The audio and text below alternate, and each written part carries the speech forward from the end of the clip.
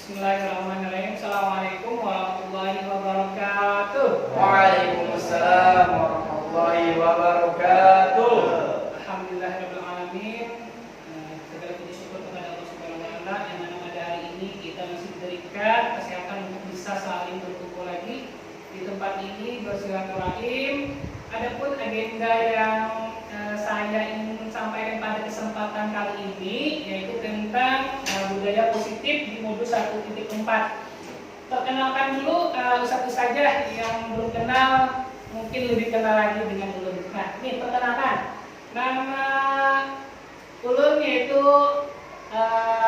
Ahmad Fauzi SPD, yaitu angkatan 9 calon guru penggerak Kota Banjarmasin.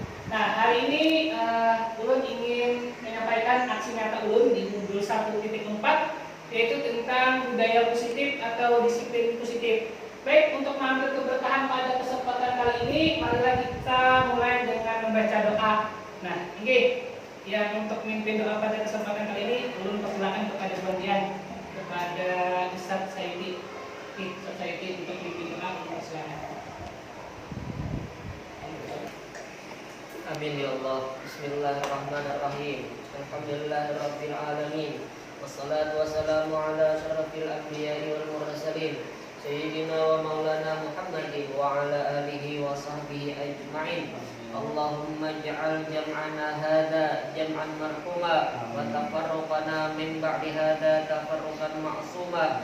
Allahumma la tada' lana fi maqamina hadha dhanban illa ghafartah wa la 'aiban illa satartah wa la hamman illa farajtah wa la maridan illa syafaitah wa la dainan illa addaitah wa la hajatan min hawaijid dunya wal akhirah illa qadaitaha bi rahmatika ya arhamar rahimin. Rabbana atina fid dunya hasanah wa fil akhirati hasanah wa qina adzabannar. Wassallallahu ala sayyidina Muhammad wa ala alihi wa sahbihi wasallam. Subhana rabbika rabbil izzati amma yasifun. Salamun ala mursalin walhamdulillahi rabbil alamin.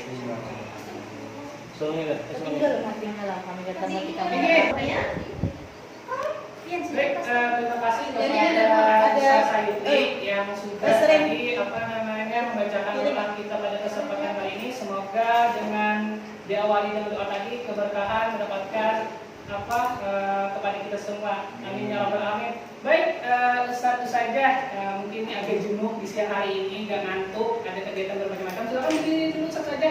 Berdiri semuanya satu saja. Berdiri. Ya, berdiri saja. Ya, ada yang mau ice breaking kah? Kemudian Marwan mau kan? Marwan nggak? Ice breaking kamu Marwan, silakan Marwan. Calon jadi Ya.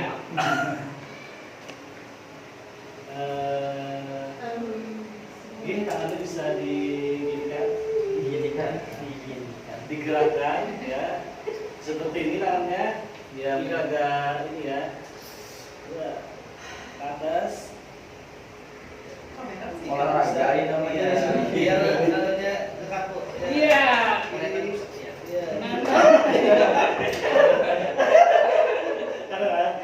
Karena lagi Iya. ya, sampai biar terasa ya, terus pegangannya bisa Pegangan nih. pas sakit kan, ya pas sakit tuh. Begini lagi ya, digenggam ya. Nah, kalau sakitnya itu karena ya, udah. Iya cukup, tentang juga semuanya. Sudah. Oke, terima kasihlah kepada Ustadz Marwan yang sudah tadi explaining itu peregangan supaya kadang ngantuk banget. Ini silakan duduk lagi Ustadz sudah semuanya. Amplopnya di belakang. Ini satu saja langsung sajalah masuk ke materi tentang budaya positif. Nah, budaya positif yang ingin nanti kita laksanakan di sekolah kita. Baik, satu saja tentang terkait budaya positif. Nah, di sini ada beberapa terkait tentang budaya positif. Yang pertama yaitu paradigma belajar teori kontrol. Yang kedua yaitu disiplin positif. Yang ketiga itu mungkin motivasi perilaku manusia, kemudian kebutuhan dasar manusia, posisi kontrol, keyakinan kelas, dan segitiga restitusi. Nah, satu saja apa itu budaya positif? Budaya positif adalah nilai-nilai, keyakinan-keyakinan, dan kebiasaan-kebiasaan sekolah yang berpihak pada murid agar murid dapat berkembang menjadi pribadi yang kritis, penuh hormat dan bertanggung jawab. Baik, terkait budaya positif ini berkaitan dengan Ustaz Rojah yang mendapatkan di pembelajaran tahun guru gerak di 2.1, yaitu tentang pemikiran Ki Hajar Dewantara. Adakah tahu yang tentang Ki Hajar Dewantara? Siapa beliau? Ada yang kenal? Tokoh siapa beliau? Iya, tokoh pendidikan. Nah, acuannya itu tentang modul 1 itu tentang keyakinan yang berpihak pada murid. Nah, jadi beliau yang menyampaikan bahwa kita itu mengajarkan di sekolah itu harusnya itu berpihak kepada murid. Nah, nilai-nilai keyakinan dan kebiasaan nanti itu satu saja. Untuk hal yang kita ambil pada kesempatan kali ini, apa yang kita ingin terapkan, apa yang kita ingin sampaikan kepada anak-anak kita, nanti akan kita bahas selanjutnya. Nah, satu saja, silahkan satu saja ini berdampingan 2 orang berpasangan. Nah, 2 orang berpasangan, tangannya digenggam. Yang satu enggak genggam, yang satunya buka aja, ya usah ngapain. Berpasangan, terserah arahnya bagaimana. Dua ganjil. Ganjil buat ulun. Hah? Ya, yang ganjil ya bertiga. Bagus, yang ganjil bertiga. Nah, satu saja. Instruksi, dengarkan instruksi dari ulun. Ada yang megang atau yang menggenggam tangan ini. Enggak, satu orang ya, yang satu enggak. Nah, yang ketiga, instruksinya satu saja. Bagaimana perhatian ini supaya pasangan pian di depan itu membuka tangannya, terserah mau dengan cara apapun, bagaimanapun tangannya supaya dibuka, terserah mau dirayu kah, mau dikasih duit kah, mau pian ancam juga boleh, diancam misalkan kayak apa boleh, silakan saja. Mau dirayu, diancam. Kawan kalau buka aja. Apa lagi? Dipaksa juga boleh. Ya,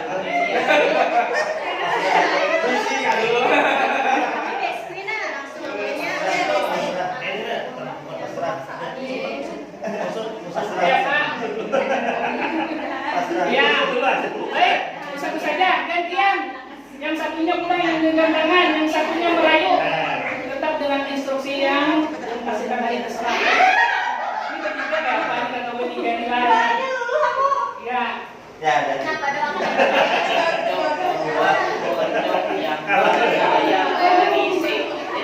Nih, bukan ya, baik, satu saja masih berdampingan seperti itu. Ulun mungkin mau nih menanyakan, ada yang bersedia yang siap ulun tanyakan kepada kementerian 1, 2, 3, 4. Ya, kalau CGP mana ya sini?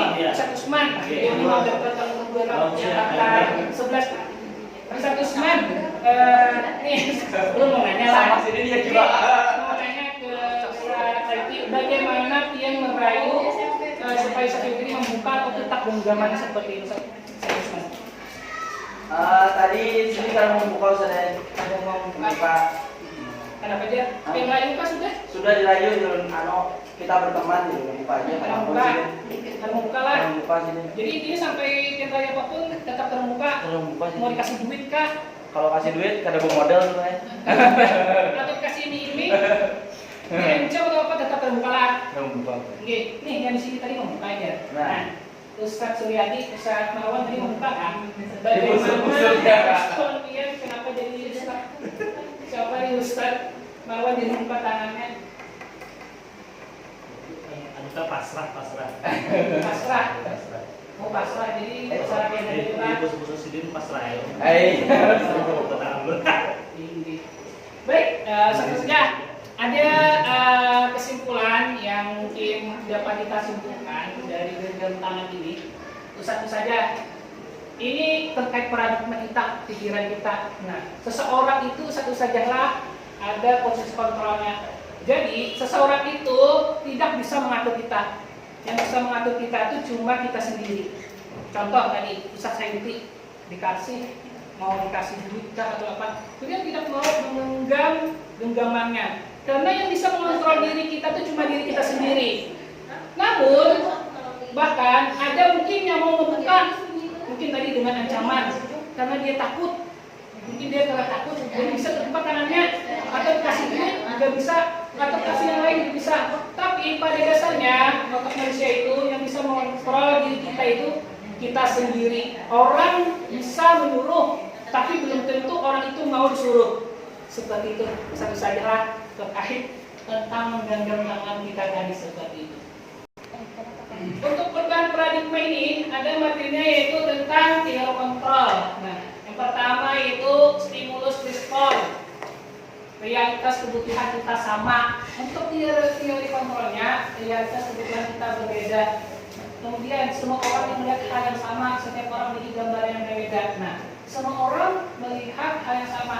Belum tentu kita melihat hal yang dilihat orang lain. Contoh, misalkan Ustaz Sayuti, ini warna apa Ustaz Sayuti? Pink. Kalau ini warna apa Ustaz Usman? Pink juga. Nah, ini sama warna pink. Tapi untuk yang mungkin pakai kacamata, mungkin dia bukan warna pink. Apa warna apa? Warna apa? Warna merah-merah. Merah dari mana? Iya, Ustaz Muhammad warna apa?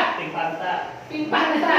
Nah, jadi setiap orang tuh mungkin mempunyai melihat hal yang sama, tapi asumsinya mungkin berbeda terkait warna ini. Jadi kita melihat seseorang tuh tidak bisa melihat dari segi luarnya aja. Jadi segi dalamnya bagaimana orang tersebut kita tidak tahu. Kecuali kita dengar mungkin dekat sekali dengan orang tersebut, mungkin suaminya yang lebih tahu seperti itu. Baik, lanjut kemudian kita mencoba mengubah orang agar berpandangan sama dengan kita. Teori kontrol itu kita bisa memahami pandangan orang lain tentang dunia. Perilaku buruk dilihat sebagai suatu kesalahan. Semua perilaku memiliki tujuan. Orang lain bisa mengontrol saya, hanya Anda yang bisa mengontrol diri Anda. Nah, terkait dengan gambaran tadi, orang bisa mengontrol, tapi kita yang berkehendak. Kemudian, saya bisa mengontrol orang lain, Anda tidak bisa mengontrol orang lain. Pemaksaan ada pada saat rujukan gagal, kolaborasi dan konsensus menciptakan pilihan-pilihan baru. Kemudian model berpikir menang atau kalah, model berpikir menang-menang.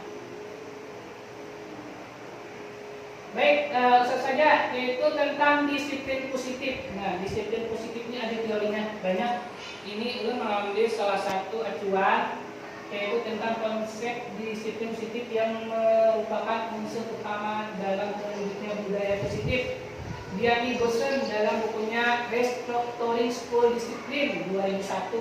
Menurut Diani, disiplin positif itu mempelajari bagaimana kita mengontrol diri dan bagaimana menguasai diri untuk memilih tindakan yang mengacu pada nilai-nilai yang kita hargai agar tercapai tujuan mulia yang diinginkan.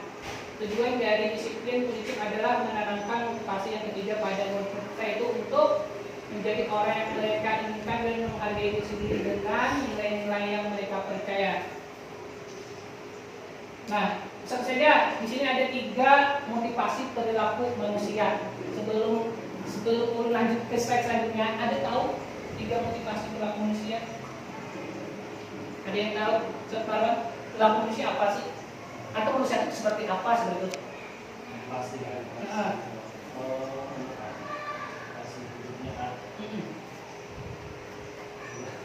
Apa malah naruhan?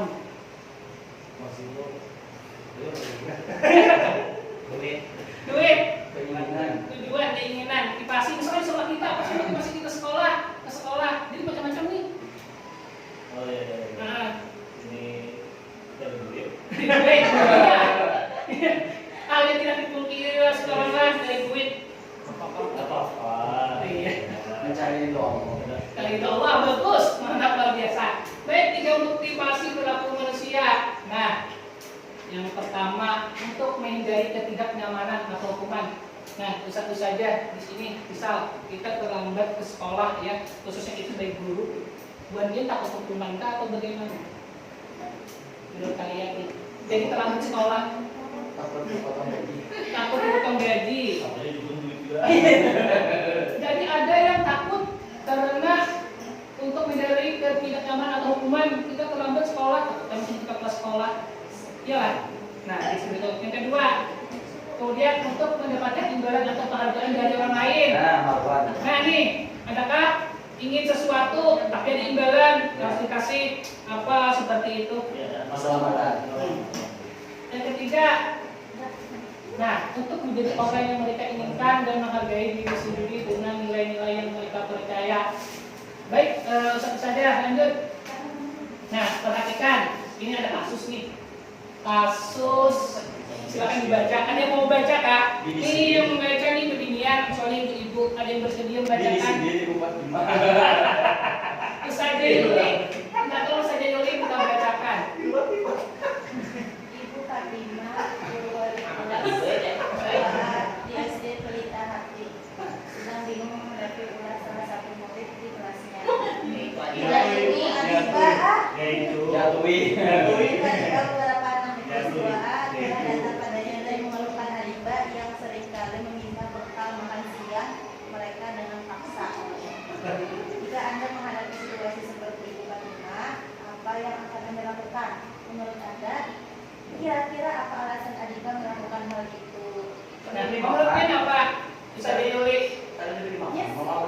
Sering minta bekal makan siang mereka kan? Ini minta terus Adiba nih. Padahal ada makan siangnya Nah, masing-masing. ada apa nih alasan dari kasus ini menurut dia? Mungkin karena pengen aja punya teman ya lah. Oh, karena pengen aja lah. Handap lah. Berarti ingat teman-teman tuh melihat ngobrol orang handap itu lah. Ya, itu dari Sanya Yuli. Terima kasih Sanya Yuli. Dari satu surat apa tadi? Dari dia. Cari perkara namanya. Cari perkara. Ambil orang. Ambil orang. Cari orang lah. Orang 7. Ada 2 ini Pengajian lah.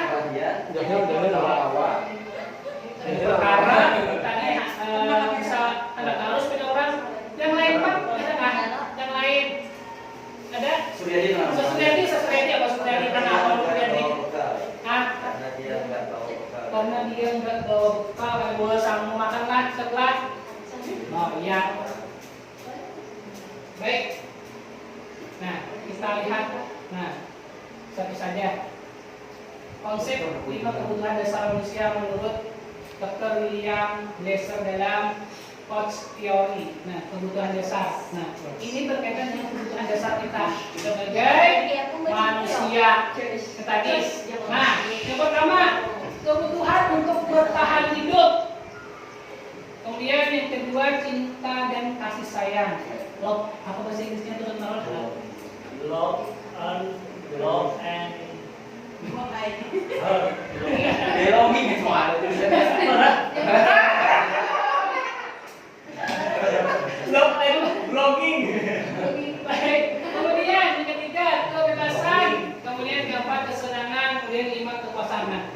Manusia itu menurut Dr. Liam ada 5. Yang pertama, kebutuhan untuk bertahan hidup. Ya pasti dia butuh makan dan minum. Kemudian yang kedua, cinta dan kasih sayang. Semua manusia pasti membutuhkan cinta dan kasih sayang, baik dengan orang tuanya, keluarganya maupun yang sudah punya istri atau suami, pasti membutuhkan cinta dan kasih sayang. Kemudian yang ketiga, kebebasan. Nah, setiap manusia mempunyai kebebasan. Ini beda ya, kebebasan untuk apa? Tidak boleh kebebasan untuk hal-hal yang bersifat negatif, tidak boleh seperti itu. Kemudian yang keempat, kesenangan. Nah, pun yakin semuanya sini sepakat dengan kesenangan. Kesenangan itu bersifat apa? Dan juga bersifat kesenangan yang bersifat negatif. Contoh, ulun sebagai seorang ayah atau yang sudah menistri bisa nih mengajak istrinya jalan-jalan kemana, ke pantai kah? Kemana lagi di Kalimantan, di Banjarmasin, ke Sindingka, ke mall ya, ke salon, betul sekali. Karena betul-betul butuh kan kebutuhan juga perawatan untuk merawat dirinya. Tapi tadi sesuai teori kontrol juga ada asumsinya berbeda sejarah, setiap pandangan orang berbeda. Ya, seperti itu. Kemudian yang kelima, kekuasaan. Baik. Nah, ini ada kebutuhan bertahan hidup, yaitu kebutuhan yang bersifat fisiologis untuk bertahan hidup, misalnya kesehatan, rumah dan makanan. kebutuhan biologis bagian dasar dari proses reproduksi, termasuk kebutuhan untuk bertahan hidup. Komponen psikologis pada tingkat ini meliputi kebutuhan akan perasaan aman. Ya pasti seperti itulah, misalkan dari rumah karena diserang binatang buas juga bisa seperti itu. Ada ular atau harimau macam-macam seperti itu. Kemudian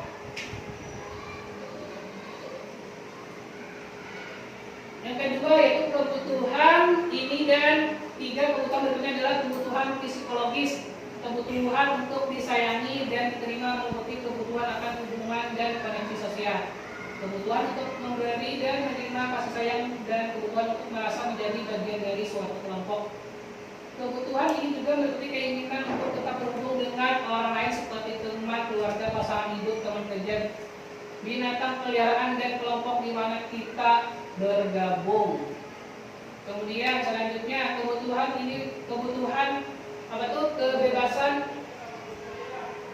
Kebutuhan ini berhubung dengan kekuatan untuk mencapai suatu, menjadi kompeten, menjadi terampil, diakui atas prestasi dan keterampilan kita. Didengarkan dan dimiliki rasa harga diri. Kebutuhan ini meliputi keinginan untuk dianggap berharga, bisa membuat perbedaan, bisa membuat pencapaian mereka diakui, dihormati. Kemudian kebutuhan untuk bebas adalah kebutuhan akan kemandirian, otonomi, memiliki pilihan, dan mampu mengendalikan arah hidup seseorang.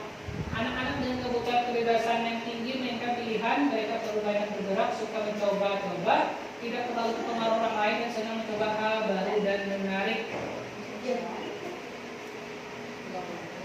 Nah, baik, 5 posisi kontrol. Nah, ini yang akan kita terapkan bisa belajar di sekolah kita. Nah, yang pertama 5 posisi kontrol, yaitu sebagai penghukum. Ini 5 posisi kontrol seorang guru saja. Minta tolong bacakan Ustaz Sayuti penghukum. Seseorang penghukum bisa menggunakan hukuman fisik maupun verbal. Baik, selanjutnya pembuat merasa bersalah, Ustazah Rabiatul. Pada posisi ini guru biasanya akan bersuara lemah lembut. Baik, terima kasih. Selanjutnya Ustazah Arbaina.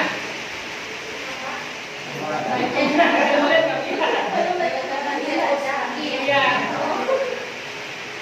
Guru pada posisi ini tidak akan memukul murid, namun tetap berupaya memantau murid melalui Persuasi. Ya, terima kasih. Selanjutnya Ustaz Marwan. Ustaz memantau sekolahnya. Memantau berarti mengawasi. Ya, yang terakhir Ustaz sudah saja belum nih Ustaz Ayu. Ustaz Ayu. Baik, Ustaz Ayu. Ustaz saya.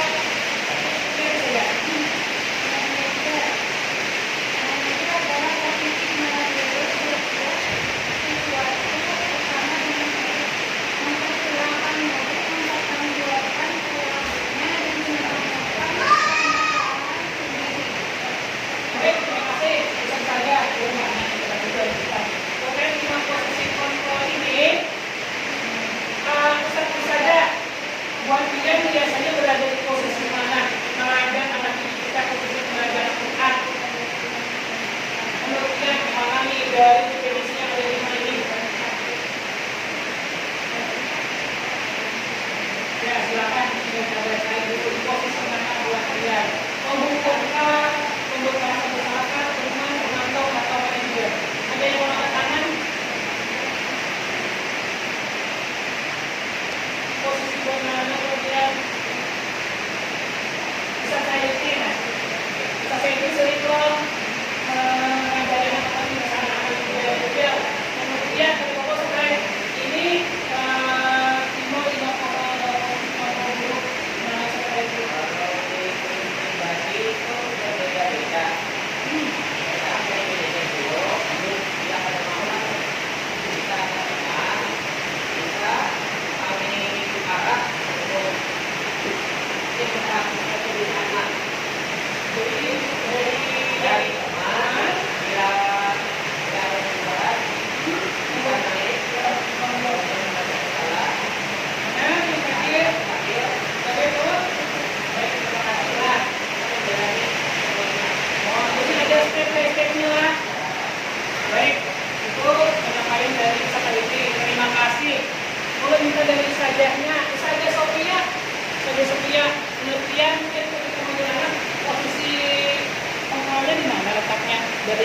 tersebut.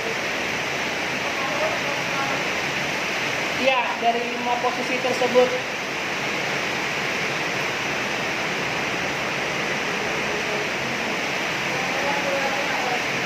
Yang pemantau berarti mengawasi lah. Oh itu dari saja sekian, terima kasih. Itu saja dari 5 kontrol ini bisa saudara ada tahapan dari yang paling atas sampai yang paling dasar. Nah, seorang guru yang pertama menghukum, biasanya menghukum ini bisa langsung ada hukuman. Contoh, ketika anak ketika kita pembelajaran Al-Quran, anak yang tidak setor langsung kita suruh berdiri, silakan mas berdiri. Nah seperti itu biasanya yang langsung dihukum tanpa ada alasan apapun, silakan mas berdiri. Kemudian perempuan merasa bersalah, nah pada posisi ini saya akan bersuara dengan lembut. Kita datangi anak tersebut, kita panggil, lalu mereka itu kita tanyakan apa nih kesalahan yang mereka lakukan. Jadi ini aku merasa salahnya. Nah, kemudian teman itu pada posisi tidak akan menyakiti murid, namun juga berupaya mengontrol melalui persuasi. Ini teman, kawan kita Pak.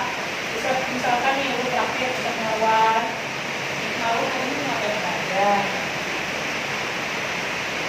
Kalau misalkan kita sorry, jadi dia itu merangkul, mendekati, ditanya. Kemudian sebagai pemantau ini biasanya kepala sekolah bisa saja. Pemantau ini memantau aja kegiatan anak-anak. Tapi dari kegiatan tersebut, pemantau ini harus mempunyai data yang untuk nanti mereka menjalankan subsidi restitusi. Nanti ada ulasan terkait subsidi restitusi. Kemudian yang terakhir, manajer ini saja. Harapan kita sebagai seorang guru, kita berada di posisi manajer ini, yaitu manajer adalah posisi di mana guru berbuat sesuatu bersama dengan murid, mengisahkan murid untuk menjawabkan perilakunya dan menemukan permasalahan sendiri. Jadi ini kelengkapan dari hukum, dari pembebasan salah, tentang memantau. Anak ditanya, kemudian apa sebabnya, kemudian bagaimana dia menyelesaikan masalah tersebut. Kemudian kita saja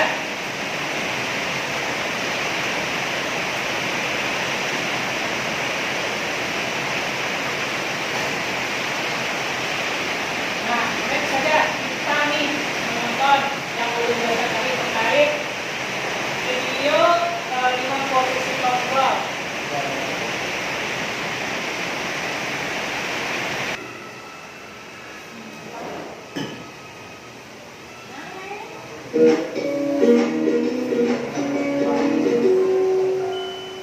Salam bahagia Ibu dan Bapak Guru hebat.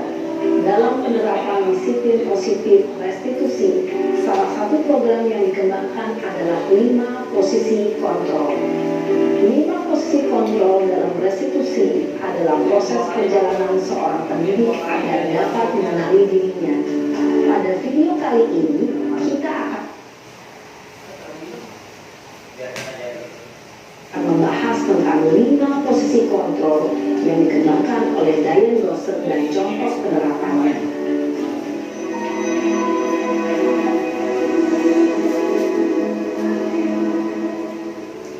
Lima posisi kontrol itu adalah 1. Posisi penghukum, 2. Posisi pembuat rasa bersalah, 3. Posisi teman, 4.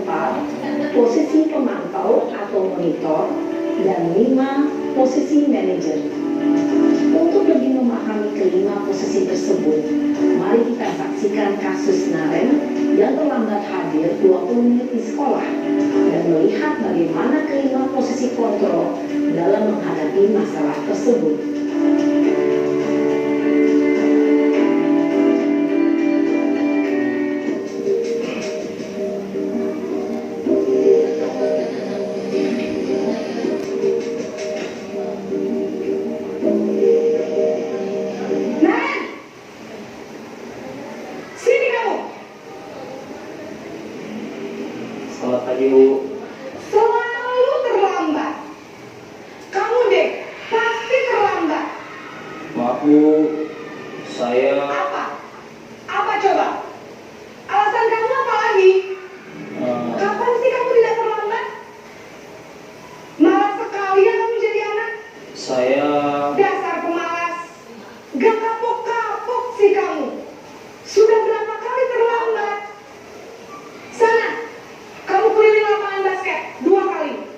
Kenapa saya harus ke lapangan basket, Bu?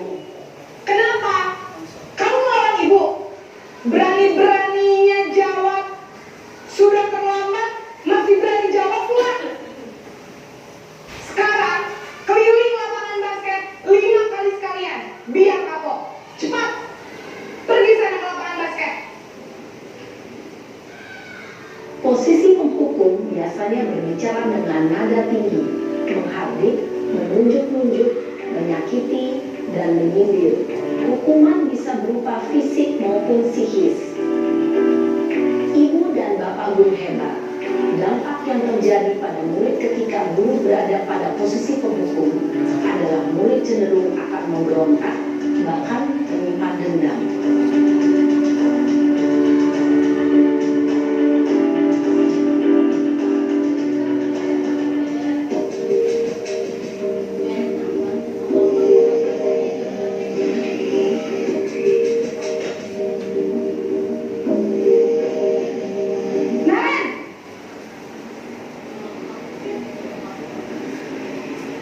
Selamat pagi, Bu. Naren. Kamu kenapa terlambat lagi, nak? Ya Tuhan, Naren. Kamu senang ya bikin ibu susah ya? Kalau kamu terlambat lagi, nanti ibu yang ditegur bapak kepala sekolah, nak. Disangka ibu tidak bisa membina kamu. Duh, gimana ini? Maaf, Bu. Duh, Gusti Naren. Kamu suka ya kalau ibu ditegur bapak kepala sekolah? Terus, sekarang ibu harus tulis apa ini di buku absen? Ini kamu sudah sering terlambat loh. Ibu harus apa coba? Maaf, Bu. Maaf sekali. Ya sudah, lain kali jangan bikin ibu susah lagi ya nak ya. Ibu tidak akan kuat lagi kalau kamu gini terus. Bisa jantungan kalau ibu ditegur bapak kepala sekolah. Sana cepat ke kelas. Maaf ya, Bu. Maaf sekali. Posisi membuat rasa bersalah berbicara dengan nada tenang, cenderung lembut. Namun kata-kata yang diutarakan membuat murid merasa menjadi orang yang gagal, memandang buruk dirinya sendiri, merasa tidak berharga, dan tidak sanggup membahagiakan orang lain. Ketika guru mengambil posisi pembuat rasa bersalah, murid akan menganggap dirinya yang bersalah dan ia akan menyimpan emosi negatif tersebut di dalam dirinya.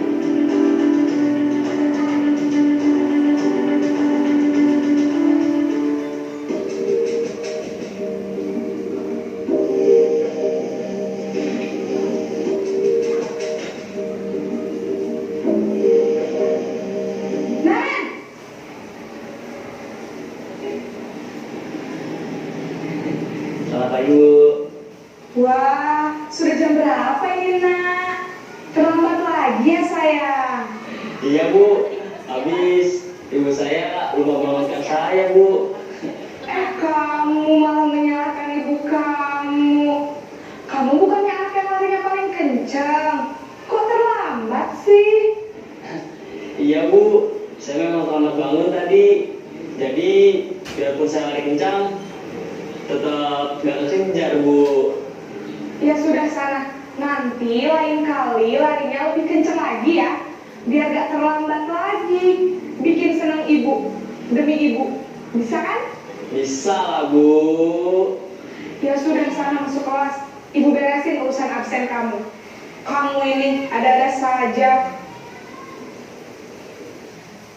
Dalam posisi teman, guru berbicara dengan nada suara ramah, akrab, cenderung bersenda gurau untuk menjaga suasana tetap santai. Murid akan merasa senang, aman, dan akrab dengan guru. Identitas yang tercipta adalah identitas sukses atau berhasil. Namun, perlu diingat, karena ini masih dorongan eksternal, maka ada faktor ketergantungan dari murid kepada orang tertentu. Di sini, guru absennya, sehingga di lain waktu, murid bisa berperilaku baik, namun hanya kepada orang-orang tertentu saja.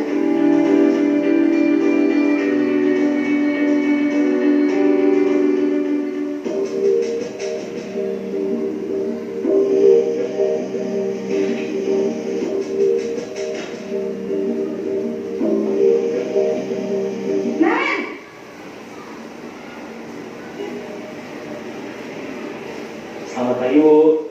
Nah, Ren, apa peraturan sekolah kita tentang jam berapa kita harus masuk sekolah, nak? Kita harus di sekolah jam 7, Bu. Iya, betul. Sekarang sudah jam 7.20. Naren sudah tahu konsekuensinya jika terlambat hadir. Paham, Bu. Saya harus tinggal kelas pas jam istirahat selama 20 menit. Iya, benar. Konsekuensinya demikian. Jadi nanti jam 9.30 pas istirahat, kamu harus tinggal di kelas, kerjakan tugas tambahan untuk ketertinggalan kamu, ya? Baik, Bu. Posisi pemantau mengandalkan penghitungan atau data untuk mengontrol murid. Guru mengarahkan murid berdasarkan peraturan dan konsekuensi. Seorang pemantau menunjukkan bahasa tubuh dan ekspresi wajah yang datar dan cenderung formal.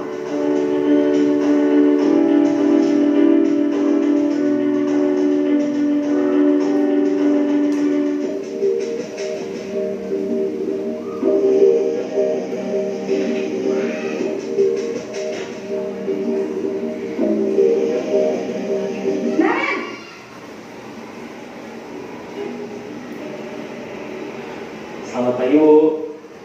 Selamat pagi, Naren. Maaf, Bu. Saya terlambat. Iya, sekolah masuknya jam 7, sekarang sudah jam 7.20. Jadi sekarang bagaimana ini, Naren? Maaf, Bu. Saya lupa setel alarm saya semalam.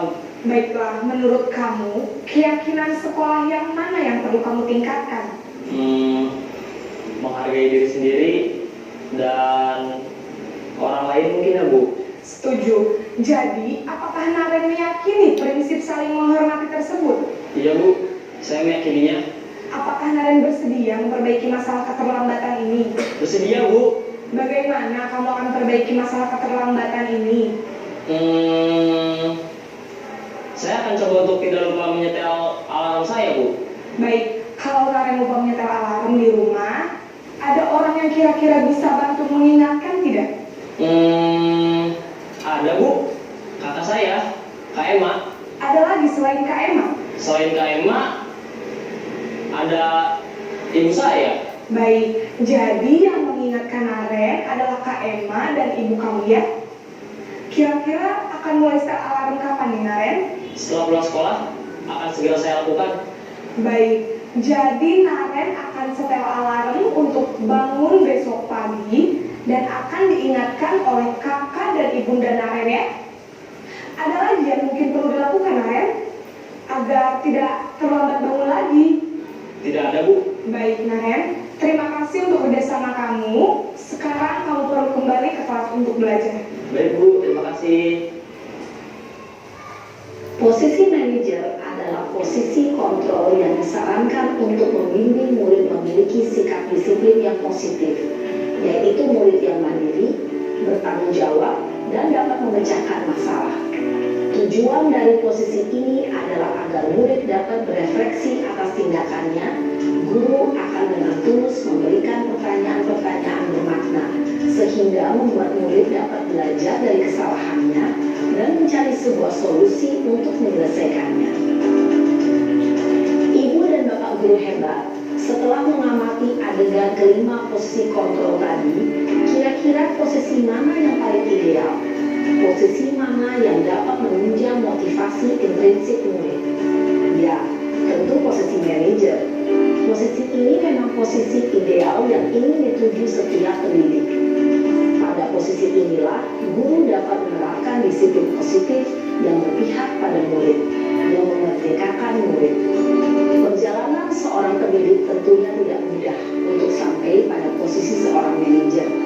Namun, tujuan kita pasti, yaitu menciptakan murid-murid yang mandiri, merdeka, dan bertanggung jawab. Semoga penggambaran 5 posisi kontrol yang telah diperlihatkan ini dapat menjadi ajang refleksi bagi kita semua, agar dapat terus mengasah dan menerapkan disiplin positif yang memerdekakan murid. Mari terus berlatih dan bersemangat. Selamat menerapkan. Salam dan bahagia, Ibu dan Bapak Guru hebat.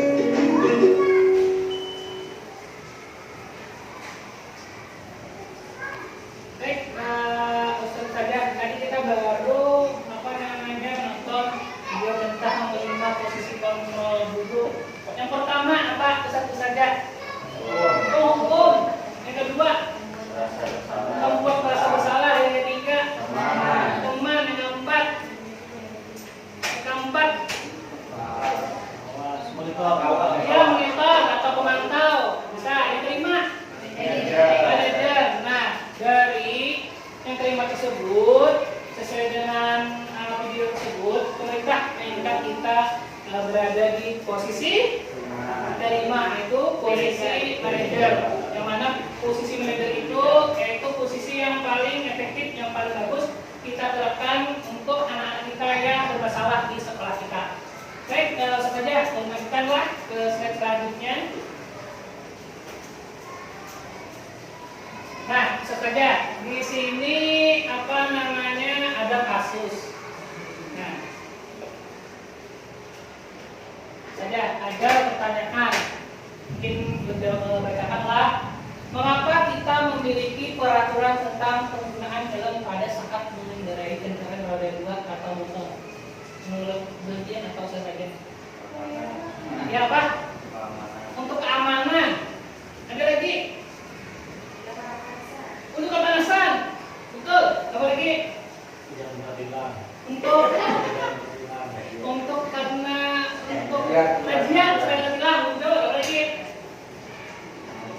Oh sudah, alhamdulillah lah tadi takutan kepanasan, takutan kena razia atau tilang. Habis itu tadi keamanan. Nah, betul, satu saja yang Pian jawab.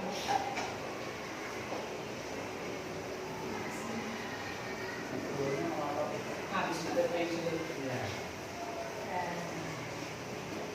Nah, mungkin jawaban Pian adalah untuk keselamatan. Nah, betul saja. Kenapa kita menggunakan helm? Tadi betul ada yang kepanasan, kena tilang atau apa.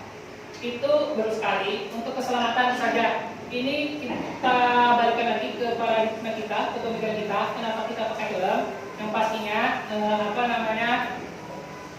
apa yang kita lakukan tersebut untuk keselamatan kita pribadi.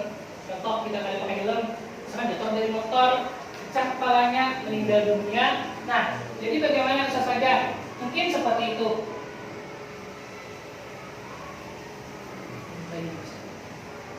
Kemudian yang kedua, mengapa kita memiliki peraturan tentang penggunaan masker dan mencuci tangan setiap saat? Tahu saja. Kesehatan. Apa lagi? Kebersihan. Apa lagi? Ada lagi? Kesehatan, kebersihan. Ya, kita cek jawabannya sudah jelas. Nah, jujur. Tadi ada jawab kesehatan, kebersihan atau keselamatan. Contoh, kita tidak pakai masker. Kita kembalikan ke pemikiran kita masing-masing. Contoh, itu untuk kepentingan kita juga. Apa yang kita gunakan tersebut untuk keselamatan kita. Kalau tidak pakai masker, apalagi musim asal tadi ini asap. Nah, sekarang musim asap, alhamdulillah sudah ada lagi hujannya beberapa minggu, jadi asap seolah tidak ada lagi. Walaupun ada masih ada banyak seperti itu. Baik, selanjutnya.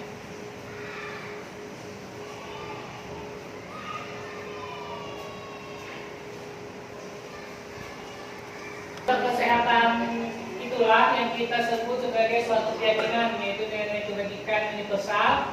Nilai-nilai kebajikan bahwa menekankan pada keyakinan seorang akan lebih memotivasi seorang dari dalam seseorang akan lebih tergerak dan bersemangat untuk menjalankan keyakinannya daripada hanya sekedar mengikuti serangkaian peraturan tertulis tanpa makna.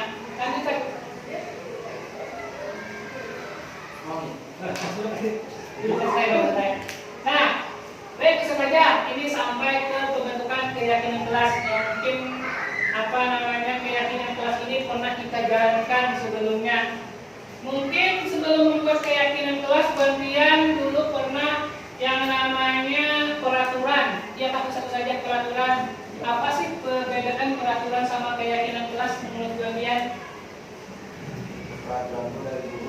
Peraturan itu dari guru, betul. Kalau keyakinan? Melibatkan siswa. Ya, betul sekali. Peraturan itu sajalah biasanya kita buat sepihak. Contoh, kayak sekolah kita terkadang buat peraturan sekolah, datang tidak boleh terlambat. Misalkan harus jam 7.20. Apakah kita pernah dilibatkan dalam pembuatan peraturan sekolah? Saja. Ada pernah kan? Itu peraturan. Kalau keyakinan itu peraturan, betul. Untuk keyakinan kelas itu betul kata Ustaz Usman tadi harus melibatkan semua orang. Contoh, yang pastinya kita mengajar Al-Quran itu di kelompok kita masing-masing atau di kelas kita masing-masing. Yang pertama itu kita membuat keyakinan kelas. Apa membuat keyakinan kelas? Bagaimana caranya? Itu tadi dengan melibatkan semua pihak yang bersangkutan. Keyakinan kelas bersifat lebih abstrak daripada peraturan. Keyakinan kelas berupa pertanyaan-pertanyaan universal, pernyataan keyakinan kelas senantiasa dibuat dalam bentuk positif.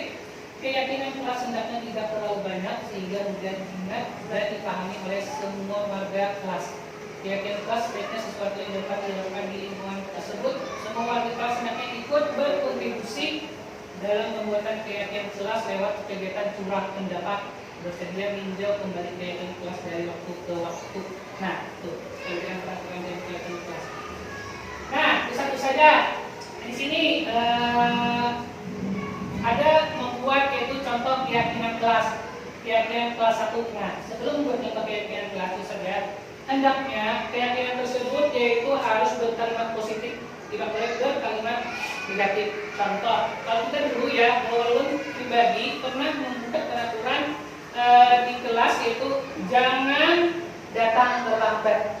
Nah, jadi hindari kata-kata jangan atau dilarang. Jadi untuk keyakinan kelas itu bernuansa positif kalimatnya dan tidak boleh kalimatnya itu terlalu banyak. Jadi tadi ada insopnya kalimatnya yang mudah-mudah ada yang saya singkat. Yang pertama, setiap anggota kelas perlu belajar. Kemudian setiap anggota kelas perlu senang. Setiap anggota kelas perlu melakukan tugas. Setiap anggota kelas perlu saling menghargai. Setiap anggota kelas perlu merasa aman. Baik, Ustaz saja, ulun mau nanya nih, karena kita buka Quran. Menurut kalian keyakinan kelas yang pernah kalian buat di kelas masing-masing bagaimana? Mungkin salah satu aja terserah. Katakan contoh keyakinan kelas untuk pembelajaran Al-Quran kita di kelas. Ya, apa? Datang tepat waktu. Ya betul, datang tepat waktu. Misalkan jangan terlambat datang. Itu kan berkalimat negatif. Kalau kalimat positif, datang tepat waktu. Nah, kemudian apa lagi? Sajanya lah, saja betul. Rapi, jujur, rapi. Kita perlu. Keyakinan kelas itu kayak peraturan kelas gitu. Peraturan itu tadi dibuat terkadang sepihak saja peraturan. Kalau yang kelas ini bersama-sama membahanakan kita duduk bersama di kelas 1A. Ayo kita berkeyakinan kelas kita. Tadi betul kata Ustaz Suryadi, datang tepat waktu, kemudian saudara itu rapi. Usah panjang-panjang katanya rapi. Karena kita di Al-Quran kita di WR lah, yaitu rapi, bersih, apa itu? Santun. Nah, itu aja sopan. Kalimat itu mah santun, sopan. Nggak boleh misalkan jangan menyambati kawan-kawannya. Nah, nggak boleh beli. Cuma kalimat sopan atau santun. Rapi juga rapi tadi. Habis itu kalau misalkan baru duduk ya Pak, kalimatnya bagus nih. Biasanya anak kan sebelum mandi sebelum duduk ya Pak. Duduk sebelum apa? Bersuci. Boleh bersuci juga boleh. Nah, sebenarnya seperti itu. Baik. Nah, sudah paham kemudian. Nanti sepakati dikasih teks. Nah, ini keyakinan kelas 5 selalu bersikap positif dan biasa menjadi diri terbaik, percaya dan menghormati orang lain serta barang dirinya, berkomitmen terhadap setiap tugas dan biasa membantu. Boleh tadi disiplin juga boleh seperti itu. Lanjut Ustaz. Nah, ini salah satu anak-anak membuat keyakinan kelas mereka. Nah, bisa saja di sana belajar dengan sungguh-sungguh, sopan santun, cinta kebersihan, menghargai orang lain, sopan, rapi, santun. Boleh kita tersebut. Tidak ada kalimat yang terlalu banyak dan kalimat harus positif. Next Ustaz. Nah, restitusi. Nah, terkait segitiga restitusi. Nah, proses menciptakan kondisi dan diri untuk mengerti kesalahan mereka sehingga mereka bisa kembali ke kelompok mereka dengan karakter yang lebih kuat. Proses kolaboratif yang mengajarkan murid untuk mencari solusi untuk masalah mereka, membantu murid berpikir tentang orang seperti apa yang diinginkan, bagaimana mereka harus melakukan orang lain, itu yang lain teori faktor apa nih Ustaz? Kemudian ciri-ciri restitusi. Nah, ini restitusi bukan untuk menebus kesalahan, namun untuk belajar dari kesalahan. Kemudian restitusi memperbaiki hubungan. Kemudian restitusi adalah tawaran bukan paksaan. Restitusi untuk melihat ke dalam diri. Restitusi mencari kebutuhan dasar yang mendasari tindakan. Restitusi diri adalah cara yang paling baik. Restitusi fokus pada karakter bukan tindakan. Restitusi menguatkan. Restitusi fokus pada solusi. Restitusi mengembalikan murid yang berbuat salah pada kelompoknya. Nah, satu saja. Ini ada segitiga restitusi yang mana anak-anak yang kita tadi membuat keyakinan kelas. Anak-anak tersebut yaitu di kita segitiga restitusi. Yang mana tadi ada anak-anak misal datang terlambat, bahasanya terlambat, atau rapi tapi tidak rapi. Tadi kita tanya dengan cara tiga restitusi. Yang pertama itu saja, yaitu menstabilkan identitas. Kemudian validasi tindakan yang salah. Kemudian yang ketiga menanyakan keyakinan. Nah, pertama kita sapa dulu, semua orang itu mempunyai kesalahan.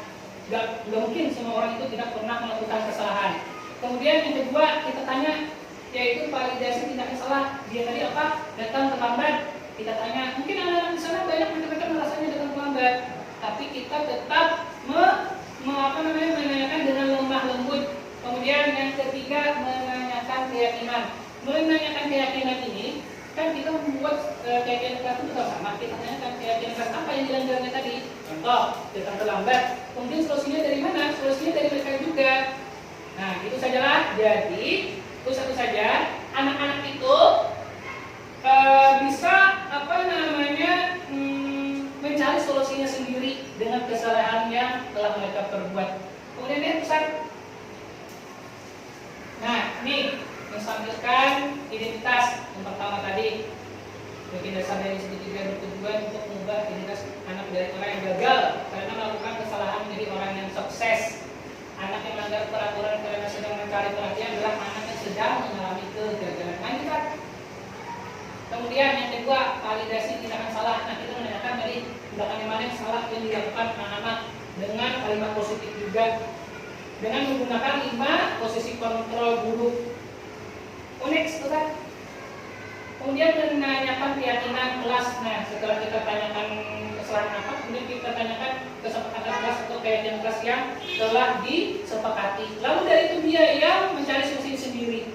Itu. Next, kan? Nah, menonton segitiga restitusi. Baik, next.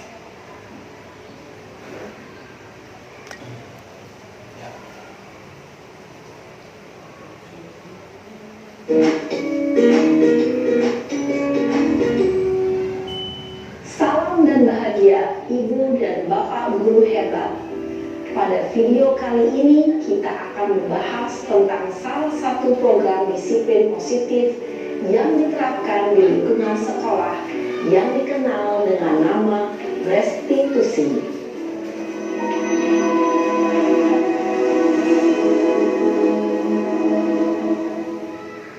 Restitusi dikembangkan oleh pakar pendidikan Diane Gosson, berlandaskan pada teori kontrol Dr. William Blaser.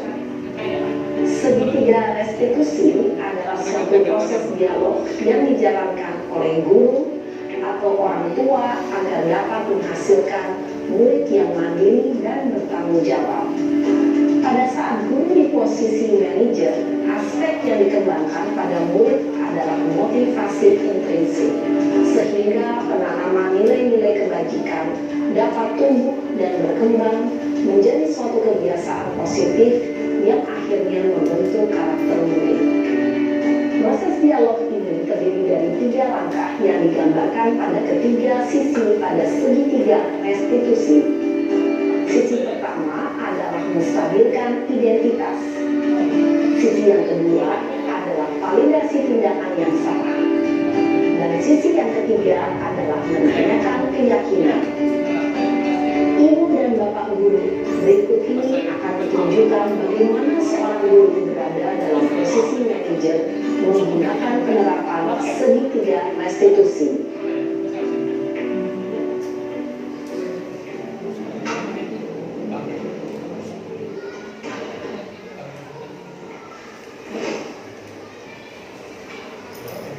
Siang Sarah. Siang Pak. Sudah lama nggak ketemu Sarah. Kenapa hari ini ada di sini? Kesel Pak, kesel banget. Masa aku dikatain tukang fitnah Pak? Ya aku marah lah. Aku balik katain Eka di depan kelas. Kesel banget. Oh begitu.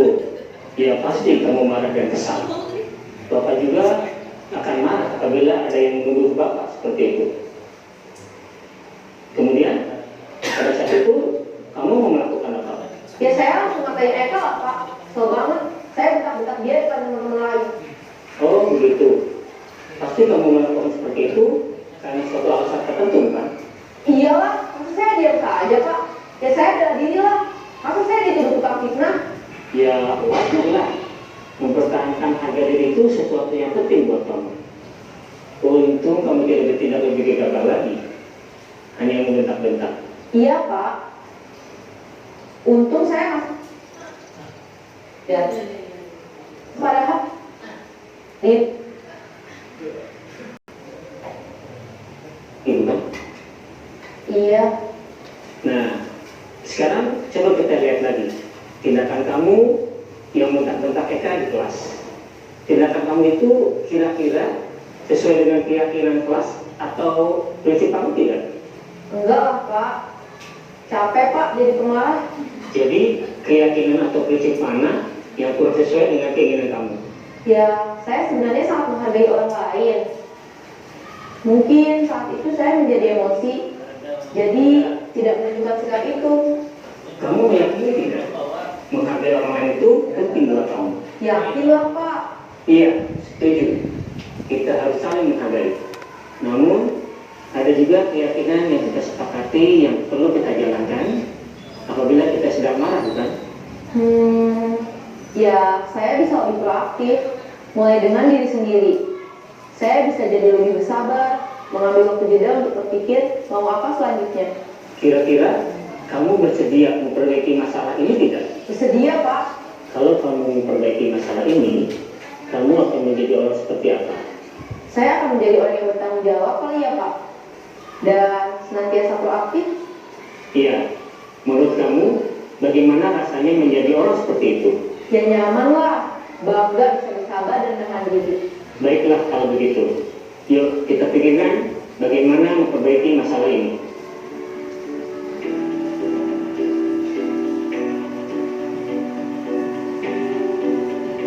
Ibu dan Bapak guru hebat. Baru saja kita menyaksikan contoh bagaimana seorang guru berada dalam posisi manajer menggunakan penerapan segitiga restitusi. Mari kita bahas satu persatu. Pada sisi pertama, menstabilkan identitas berdasarkan pada prinsip bahwa membuat kesalahan adalah bagian dari proses pembelajaran. Sisi pertama dari segitiga ini berperan menggeser identitas murid dari identitas gagal ke identitas sukses. Murid yang sedang bertingkah laku yang tidak pantas atau menarik diri saat itu sedang mengalami identitas gagal. Bila kita mengkritiknya, maka posisinya tidak akan berubah. Kita bisa mengajukan pernyataan-pernyataan ini. 1. Membuat kesalahan sesuatu yang wajar. 2. Manusia tidak ada yang sempurna. 3. Kita bisa memperbaiki masalah ini. 4. Saya tidak menanyakan kesalahannya. Saya lebih fokus bagaimana memperbaiki masalah ini. 5. Apakah saat ini kamu telah menjadi orang yang baik untuk dirimu sendiri? Baik, satu saja tadi kita sudah menonton segitiga restitusi. Semoga apa yang kita dapatkan hari ini yaitu tentang disiplin positif dapat kita aplikasikan dalam kegiatan kita di sekolah, yaitu pendidikan Al-Quran. Baik, itu saja sebelum menutup pembelajaran atau sosialisasi terkait budaya positif. Ulun mau minta refleksi bagian yang akan dibagikan. Silakan ditulis apa saja sih yang dapat pada kegiatan terkait sosialisasi yang pada hari ini terkait budaya positif. Silakan bisa diisi. Nanti setelah diisi kita tempel ke depan. Ya, kita ditempel ke depan. Kasih namanya satu saja lah. Silakan diisi saja. Ini apa saja yang penting dapat pada kegiatan hari ini. Nah, saudara itu diisi itu. Sisa bulan dulu ya. Oke. Oke enggak? Ada beberapa kertas Oh, kasihan. ada pada mulus. Ini maaf kelihatan.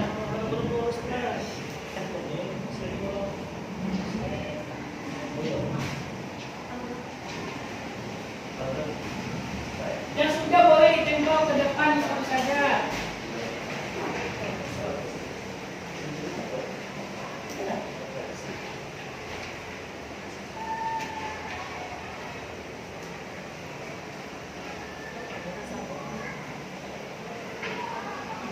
Nah, ini satu saja bisa dibaca nih refleksinya, catatan yang Anda pelajari hari ini, ceritakan manfaat, kemudian bagaimana perasaan Anda.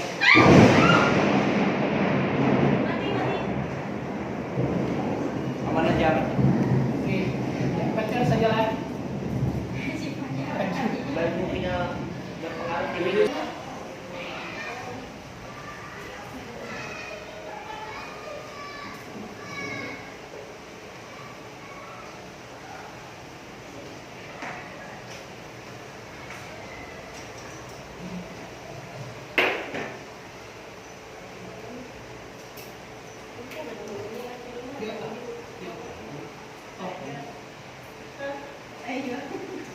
Silakan saja, boleh langsung tempel.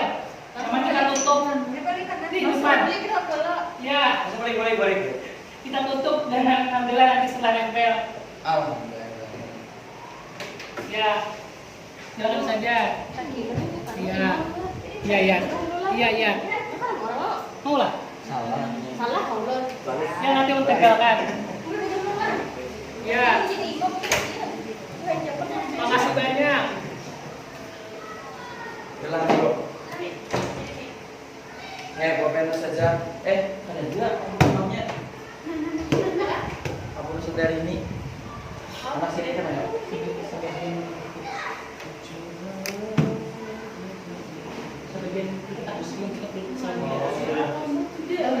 Kalau saja kita tutup dulu kan? Ya, kita sambil ada yang nempel sambil kita tutup saja lah. Baik, satu saja. Ya. Baik, terima kasih banyak satu saja sudah meluangkan waktunya pada kesempatan sosialisasi pada hari ini. Semoga apa yang kita dapatkan pada hari ini bermanfaat untuk kita semua dan dapat kita aplikasikan dalam pembelajaran kita di sekolah. Demikian dari Ulun. Assalamualaikum warahmatullahi wabarakatuh.